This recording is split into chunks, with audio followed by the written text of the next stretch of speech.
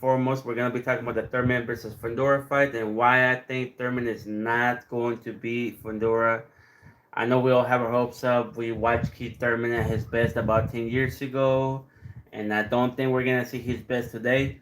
Does he have a puncher's chance? Of course he does, but I don't think that's gonna happen. Other topics we're gonna talk about is the Crawford surgery. I don't know if you guys saw my post on Facebook, but he had surgery. He posted about it. We're gonna talk about that. We're also gonna talk about Spence training with Jamal Charlo again with Ronnie Shields and Tank's legal trouble that he's been on for like, I mean, if we count the beginning, he's been on it for years, right? But this last one's going on for a few months now. So beginning topic first and foremost, the fight for this Saturday, which is tonight. Don't miss it. It's gonna be a banger. The co-main is also gonna be a banger. Let's talk about it, yo. So Keith Thurman is not going to beat Fundora, yo. Let me tell you why. First and foremost, Thurman is past his prime. I don't care what anybody says. People talking about if Father Time has caught up to him or not. I think it has. I mean, have you guys seen his hair? He's going bald already. He's 37 years old. I'm sorry, but at 37 years old, it's going to be hard to beat a 28-year-old, especially one that throws a lot of punches, has a lot of energy, and is 6'5" and a half with 80-inch reach. Well, let's see. Look, first of all, this is how it's going to go down. Thurman's best chance to beat Fundora is going to be in the first 5 rounds. That is it. If the fight goes beyond 5 rounds, Thurman has to be extremely lucky to knock out Fundora. Can Fundora be hurt? Yes, he can be hurt. Can Thurman be hurt? Yes, he can. He was dropped by Pacquiao. He's old. He's old. He's past his prime. He dropped him. So here's the thing. Thurman has to go out there. He has to use his lateral movement. He has to use his legs because that's one of Fundora's weaknesses, at least in my opinion. Fundora doesn't move very well. He's kind of janky. He's lanky as hell. His legs are too long. He moves kind of weird sometimes. He also trips over his feet sometimes. So it's, that's the whole deal. So Thurman has to try to sneak a shot up top. Maybe hit the body a little bit. Maybe try to lure him in. Thinking that, make Fundora get comfortable. Make him get in there and get close. And then you throw the overhand right up the top and try to land it. Other than that, I don't see Keith Thurman doing much. The way that I see the fight going is that maybe Keith Thurman will win the first 2 or 3 rounds. I'm thinking maybe Fundora might box him a little, like he did with Zoo the second fight. He might box him a little, keep him at distance, make him wear out, make him get worn out a little bit, and then maybe around the 6th or 7th round, he's gonna start throwing combinations up top and down bottom. As we know, Keith Thurman does get hurt to the body. What's his name? Colosso really hurt him to the body. Pacquiao also hurt him to the body. And when I say hurt to the body, I don't mean like, oh, he grunted when he got punched. He was like full on covering himself like this and trying to get away from them, dude. That dude, he was hurt. He was hurt. I know how those feel. They don't feel very good. And I think Fundora's gonna attack the body, yo. He's gonna attack the body. It makes total sense. It makes total sense for the 28-year-old going for the body of a 37-year-old. It makes total sense. You gotta wear him out, and he will break at the end. And can he knock him out? I want to say that Fundora can knock out Thurman. I want to say he can at least stop him. And he might just do him in like he did Lubin, yo. Like, the Lubin fight was good. Lubin also is explosive, hard-hitting fighter. And look what happened to him. You know what I mean? And he's closer to his prime than Thurman is. So if Fundora can do that to Lubin, I think he could do it to Thurman. Maybe he might struggle for the first 3 rounds and whatnot. But I think Thurman at the end is gonna get stopped by Fundora, yo. The pressure, the body punching, the 6'5" and a half guy being on top of him the whole time. I don't think Thurman's gonna be able to survive, yo. He's just not. Now the co-main event. The co-main event is Brian Mendoza. I don't know if you guys remember Fundora getting dropped and knocked out by a dude. It was Brian Mendoza. That's the dude. That's the dude in the co-main. So maybe it's a possible rematch gonna happen after this fight.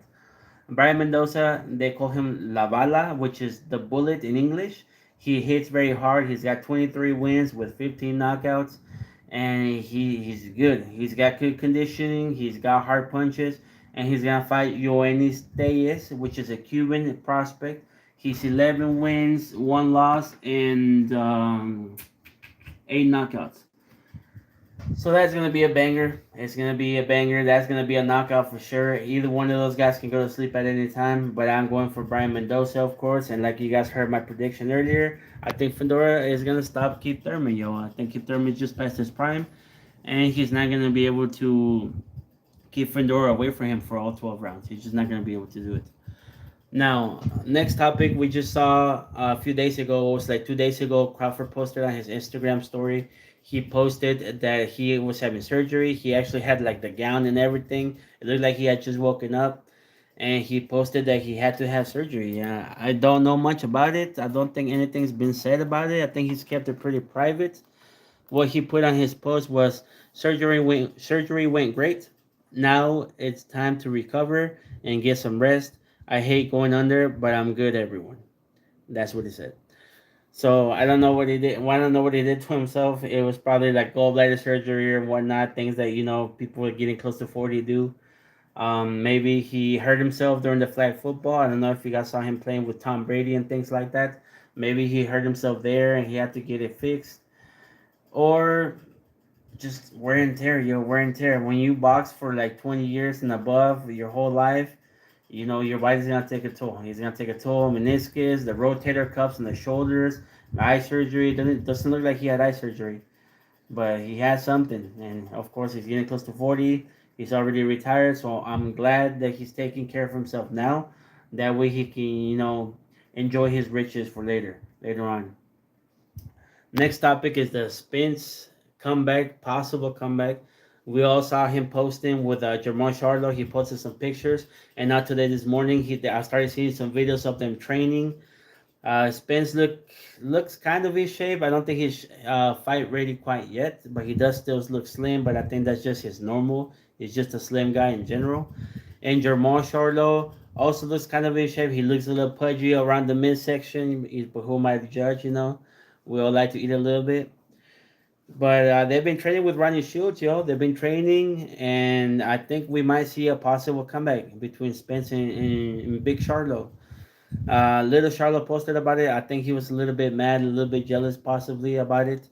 But it's always been like that with them. We all know Spence was a lot closer to Jamal than Jermel because they trained in the same camp.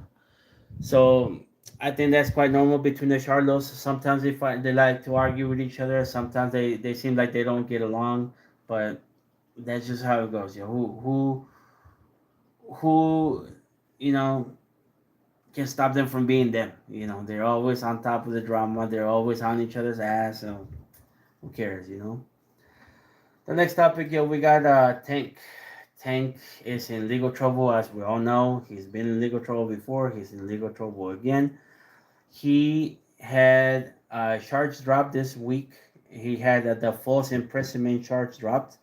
He has two other charges that are still going for him that he still has to, I guess, fight or deal with, whatever, however you want to say it. The other two charges that he still has going for him are the misdemeanor battery and the felony kidnapping. Now, misdemeanor battery is something that's not sounds bad, but it's not as bad as the other things. The felony kidnapping, that's the big one. That's a felony.